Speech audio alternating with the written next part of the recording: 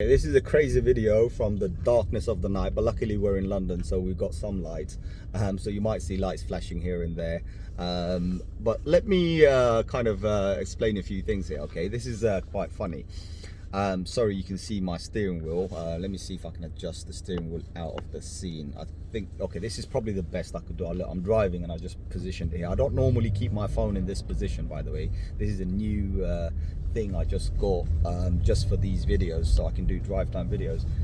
All right, let me explain this, right? This is quite interesting, okay? I'm almost close to my destination.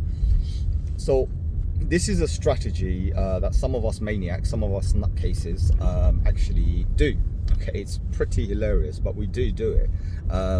But it totally depends on how many crypto you hold, right? Because the thing is a lot of people, if they get to know how many crypto you own and this and that, and never disclose how many you got, by the way, never ever disclose that. And so what happens is, you might have enemies or whatever, it doesn't matter who it is, right? You might have some people who have ill intention, and they want to basically cause you harm, or want your crypto or whatever. There's been occasions like this. There was a situation, I forgot where it was. I think it was in China or somewhere, where someone actually got robbed, and well, they got hijacked, and the person said, well, give us your crypto, and then they released them or something like this. I think it was China, I can't remember. It was years ago. So situations like this have happened before, right? So I just want you to understand that these are serious situations where you could be attacked and whatnot and this and that. So the best thing to do is obviously keep it in such a way that you don't have access. Now, in my case, what I did was I used to use, so I use hardware wallets, right? A lot of the time I use hardware wallets. Software wallets are not that secure, and obviously you're carrying it with you. I warn against that, right? Exchanges are different, obviously, as long as you have two-factor authentication and whatnot, right? So even if somebody does hack into your email or your phone, and there are cases where somebody's cloned your phone and using the signal basically to do certain things, which is fine, right? And people will do all sorts of crazy. Remember, scammers are always one step ahead of the law, right? So, but you got to also stay one step ahead of the scammers, right? So, if you're on an exchange, I highly recommend, please use two-factor authentication. It's very important. It will really, trust me, it will protect your money. It's very important. If you're using software wallets, try and minimize it. Don't use it. It's not worth it. Trust me, it's not worth it at all. So this is one of the reasons why I'm actually I remember I told you I use Ethereum from a software wallet which is connected to a debit card. It's called Monolith. You probably search it, you find it. It's a fairly new one. Before that, I used to use Coinbase, which is okay, it's not bad. But I didn't feel confident in leaving too much money there. But Monolith is quite good. It's cryptocurrency based, so it's quite good. But I am very excited when Binance brings their card, because on Binance I have my two-factor authentication. I have everything, multiple points of failure basically. So you can't just fail in one point, right? So because of that, and I like the SAFU fund as well, the fund they have if anything happens to your crypto. It's like a self-regulated insurance that they have, which is brilliant, right? Not all exchanges have that. Remember, most exchanges are not regulated. Also, Binance is not regulated, but Binance did make the effort to create a SAFU fund, which actually protects you in case something happens within the exchange. So they're not going to protect you if you made a mistake, obviously, but if they have some sort of a glitch or something, you are protected, right? So that gives me peace of mind and confidence. So sorry, the camera's keeping. My phone is very heavy, guys. It's a Note, right? It's a Samsung Note 10. It's a bloody monster, and this is one of the reasons why I don't have a window mount, because I've tried all of them. Trust me, it doesn't matter which window mount you put, how much suction you put on it, it will drag it down. It's a bloody heavy phone, okay? And I've got the biggest one as well. So yeah, they are kind of heavy. Okay, let's get back to the subject. So back in the days, I used to use Trezor, the cold storage wallet, and I still do in some of my things. And I used to use Ledger, and I still use Ledger. So I have multiple wallets like this, like hardware wallets. what I do is I kind of never put all my eggs in one basket. I like to split my funds. So over time, I constantly buy more and more. They're only about 80, 90 quid. So, you know, they do have discounts on Amazon, and whenever I see a lovely discount, I've even sometimes buy directly from Ledger. And they do discounts as well. And whenever, this is another thing to notice actually, when you go to Amazon, some of those hardware wallets, if it's a third party, take my advice, don't trust them. Okay, if it's a third party selling it, don't trust them, because you never know who's taken it out, who's copied the seed words, who's manipulated the system, you know, the software inside the hardware wallet, and then basically giving you that hardware wallet. So they could have done anything to it. So never trust that. Okay, please. We take extra precaution, right? Us lot in the crypto industry, who's been there for some time, we always take extra precaution. So what I want you to understand is, you know, always take care. Always take care. 1 second, let me fix this bloody camera. Oh, okay, right. I think I've just fixed the distribution, weight distribution. Yeah, what was I saying? So the situation, what you have to understand, so never trust anybody who's selling it as a third party. Always buy directly. So anything to do with cryptocurrency, you are always better off direct. Remember this, buy your hardware wallet direct from the thing. So for example, I find Ledger to be very good, Ledger wallets. I use Ledger Nano X or Nano S, I can't remember which one, but the one that comes with the app. Now that one helps me quite a bit, right? And in fact, if you look on the description, I've also got one in the description as well. That's a Ledger. That's the ledger I use. And so that, well, that's not the ledger that all my crypto is in, but that's the one I've dedicated just for the YouTube, right? So you have to understand, I don't mix things as well, right? I always like to segregate them, because you never know when you're going to be caught out. So, oh my days. Okay, so here's a road that's completely changed. This road didn't exist before. Okay, so you can tell how long it's been. I've been in London. Bloody hell. A whole road just vanished. And I don't even know if I'm actually what the hell am I? Okay, so there's a lot of roads changed. You know what? I think I'm going to just park up and call a cab and then go to the remainder of my destination. Luckily, the remainder is only about £5 worth of Uber, so I'll just probably do an Uber. Anyway, I'm going to do the video before I get into that. So, what was I saying? Yeah, so never ever, number one rule, never trust a third party retailer. Number one rule, you never trust a third party retailer. Please make sure that whoever the retailer is, the retailer is the direct company. So if you're getting it from Trezor, you get it direct from Trezor. If you're getting it from Ledger, you get it direct from Ledger. Or there's plenty of others, get it direct from them, right? Do not trust any third party, number one rule. Number two, once you've got it, you obviously get your seed phrase. Now, some of those will give you 24 seed phrase and some of them will give you 12 seed phrase. Totally depends on which company it is, right? So again, it's kind of subjective to you, not subjective, but to the actual crypto, the wallet, hardware wallet itself. So sometimes you get 24, sometimes you get 12. Now, you copy the seed phrase. So this is what I've did, right? This is the rule that I follow, right? And it's a beautiful rule. And funnily, all of those wallets actually give you a handy card, right, where you can write down your seed phrase, right?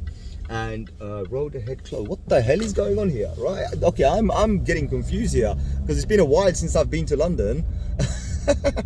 Even though I live in London, I haven't been to this side, central London. I haven't been in a long time. But oh my days. Okay, this is crazy. Oh my. Okay. Let me quickly see what happened with this road. Okay, this road seems open. Okay, let's get into this road.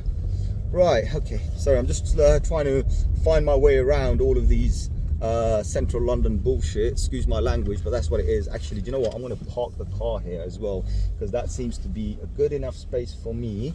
Hopefully without any restrictions, so I can park here, because you know everything around here is you know, restriction. You can't really do anything these days. Right, I'm hoping I can park here, but let me finish the video while I'm here actually. Also, I can put some lights on as well so you can see what's going on. So number one rule, just reiterate, number one rule, never buy from a third party if you're buying a hardware wallet, and hardware wallet is the most highly recommended type. Once you're on a hardware wallet, obviously you do your configuration, you get your seed phrases, you'll get 3 or 4 cards with each one of those wallets. Write it down on all of them. So write your seed phrase on all of them, right? But the trick here, what I do, I write half on one of them and half on another. So for example, if I had 2 papers or 4 papers, I would write half of the seed phrase on one of them and half on another. So I'm not putting it together. So if anybody did find a card, they'll only find half of it. They'll never find all of it. Then what I do is I take each half, and I have trusted people that I know, and I've given them each basically one of the card, in an envelope or anything. It doesn't matter where it is, but you can imagine something, right? So this is kind of your own preparation. So I give them each a card and I say, can you just hold it for me? And these are trusted people and they will hold it. Obviously there's no money there, there's nothing in there, there's nothing physical. It's just a letter, so it's no harm, right? They know that I'm not causing them any harm, and I'll say, can you just keep it for me until I tell you to, or until this, and I'll name one person. I'll say, until this person asks for it, right? And they'll be like, okay, no worries, that's fine. So they know the conditions, right? So until this person asks for it, or unless I ask for it myself, do not release this. So we split the papers, and I'll hand it over to 3 or 4 people. So I've kind of spread it. Now I'll also make sure that each of those persons don't have connection with each other. So everybody's unknown, right? Then what I did one other crazy thing.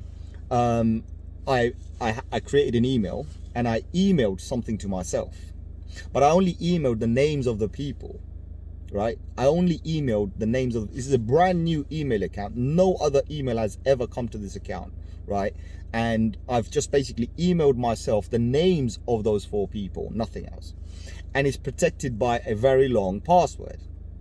And then what I've did, I haven't mentioned the email yet, that I've given the email, the password, and I said, if anything happens to me, God forbid, this is a password, and I will leave something where all you have to do is use this password to access this. Now also what I've did is the email address itself, I've put it somewhere safe, and I've also locked that away.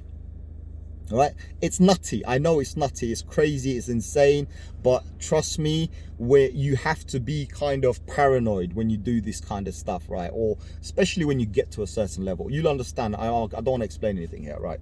But you are paranoid, right? And I am paranoid. So being my paranoia for this only, and I'm not paranoid about anything, I don't give a damn about anything else, but this is a paranoia that I do have. So what I've done is I've split it into 4 places. Number 1.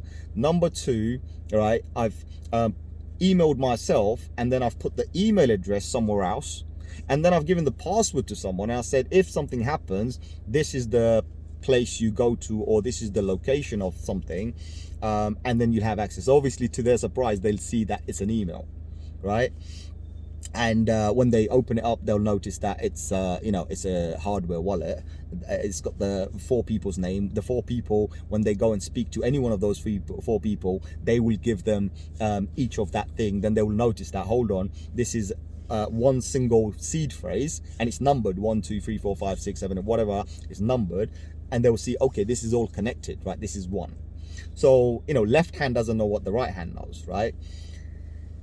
So this person then is able to get that, and also on the bottom of those, they will see that there's an email. Sorry, they know the email. Right? That's all fine, right? So it gets crazy, right? So I'm trying to explain it as simple as possible, because I did go overboard. And so the person then obviously is able to get into this particular device. Once they get into this device, what they will find is this device is not registered. This allows them to then register under themselves, add their name, add their account number, bank account, whatever, and actually sell directly from that particular wallet. And the wallets that I'm using is the Ledger, right? And I forgot if it's the Ledger X or the Ledger S, I can't remember, but it also has an app. Now, the app that I use has the address of this particular wallet. As long as I have access to the actual device and connect it to a computer, right, then I can withdraw, do whatever. But I don't. I only have a one-way access to it. I can't take anything out. I can only send to this particular wallet. That's what I've did to myself. And the device itself, right? So again, the seed phrase is there, but the device itself, I've mentioned it on a video very recently, device itself is also stored in a secure place. So not only is the seed word split into two, then given to 4 people, the actual device itself is hiding somewhere. And if it's multiple devices, the same story, that the device itself is secured somewhere where my kin could access it. That's one thing. And all the names are listed on an email.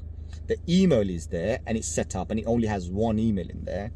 And the password to the email is there. So everything is split, right? So somebody to connect all the dots has to go through a lot of hassle, but ultimately, you know, even if someone did find the names, you got to know who the person is. So luckily, even though the 4 people don't know who they are, each of them are, the email contains the name and it's only given to a person who knows who all 4 of those people are. All right, so I've made some steps easy for the final person, but everybody else is hard, right? So you know, this is a crazy way of doing it, but this is what it is, right? And I've made sure I did it on the ledger because it's easier. You can actually connect your debit card, credit card, and even a bank, and then the person, it won't be hard. The person will easily, and also there's an instruction there. Worst case scenario, they've got an instruction there that, okay guys, you can take your crypto, if you can't figure it out, just take it to an exchange and just sell it and come out, right? But ultimately they shouldn't be. What they should be doing is just spending from there rather than taking it out in cash, because the moment they exit cash, it's out, right? Your crypto doesn't grow anymore. But as long as they stay in the crypto, then over time they can basically, as long as crypto keeps on pumping and going up in price, it'll be tough for them to finish that crypto. It will last them forever. I don't want to make it any longer. I hope you guys understood what I'm trying to say here, or how I personally do it. This is a very personal thing, but I don't mind sharing it. I think a lot of people should start sharing these kind of information with people, and everyone should be paranoid about their crypto, right? I mean, like Michael Saylor, you know, I said I'm not going to sell until 2030 based on some calculations that I did. Michael Saylor, he said he's not going to sell until another 100 years, right? And even then he probably won't sell it. And then even then, if he does come to that, he's just going to donate it to his foundation. So I think a lot of people who are deeply into it are taking precautions, right? For example, a recent one was Elon Musk, right? We just found out that he's running a whole Bitcoin blockchain node in his own Tesla company, right? He's running it on a supercomputer, and he's running it side by side to his Tesla's you know, the automation software that he has, the autopilot or whatever he calls it. So he's running it from the same servers, right? That's what he's doing. So that's on all the time, and you know, he's made sure he's built an infrastructure to protect it. So he's just put the Bitcoin node there. So he's running a node and he's probably mining anyway. It doesn't matter. I mean, of course, why not, right? Good luck to him. But that's what it is, you know. A lot of the guys who are deep in the rabbit hole will take precautions that are completely like mind-boggling to some people. People just don't understand it. It's like, what the hell is this guy on about? Why the hell does he have to do all of this? Trust me, we are all paranoid, right? And we're especially paranoid because we're in such an asset that nobody can do anything. And the longer you stay in it, the more you benefit. Right? So it's wise for you to stay in it as long as you can. It's wise for you to look at the bigger term, look at the longer thing, and you know, go on that and hopefully benefit from it, right? And you know, leave something. I know what I've done. You know, so for me, I've got daughters. They'll probably get married and go away with their husband or whatever, but doesn't matter. My wealth is theirs, right? You know, and their children could have that. Right? You know, so I know a lot of people talk about inheritance and this and that, like, you know, but for me, my girls, they're as good as boys for me. It doesn't matter. I don't have a preparation whether I got girls or boys, right? It doesn't matter. So whatever I'm leaving it for their future, right? And of course I enjoy myself. Remember, I always say, number one rule, take profits and make sure to take some more and treat yourself. So whatever I do right now, I do it right now. I treat myself right now. But whatever I'm stashing away, that's a whole different story. You know, it's not for me. It's for the next generation and even the generation after them, right? You know, so it's deep. It's deep. You got to be deep, right? You got to think deep. And this, I think it kind of happens with me because I think differently. I think out of the box. and I kind of assess things differently. For me, you know, numbers and maths and all of that, it's just a whole different thing. You know, as I say, look, I'm not an expert, I'm not an academic, I have no qualifications whatsoever. You know, in fact, today, just before I left the restaurant, so I left the restaurant about an hour ago, just before I left the restaurant, I actually said something to a business partner. He was there, and I said something to him. I said, when he was asking me about some accounting stuff, and he's like, how do I do this and how do I do that? It's come to me, right? I'm not an accountant, it's come to me. And I said to him, I said, bro, if all the secrets of accounting, if I tell people, or if I wanted to start my own firm, I would milk it, I'll be raking it, but I ain't got time for this. I ain't got patience to sit down and do other people's work for them. But I do know the techniques. And the funny thing is nothing illegal, right? The Inland Revenue, right, clearly states it in black and white exactly what you need to do, right, to not avoid tax but benefit from the taxation. It teaches you how to make money out of tax. You know, it's a whole different story. But look, I'm not an accountant, so I'm not going to advise anybody on those things. I'm not a financial advisor, so you know, I'm just me. I do me, you do you. But there are things out there. If you kind of just open your mind and take that one step to say, okay, I want to know. That's all you have to do. It's just, I want to know. This is what you told me, the information you gave to me, right? So I'm soaking up whatever you're giving to me. And I say, well, now I'm going to question it. And with logic and reason, I've mentioned it in a chat as well, right? So this particular video is dedicated to Khurram. So Khurram, this is going to help everybody, right? But the point is I always mention this. I use logic and reason.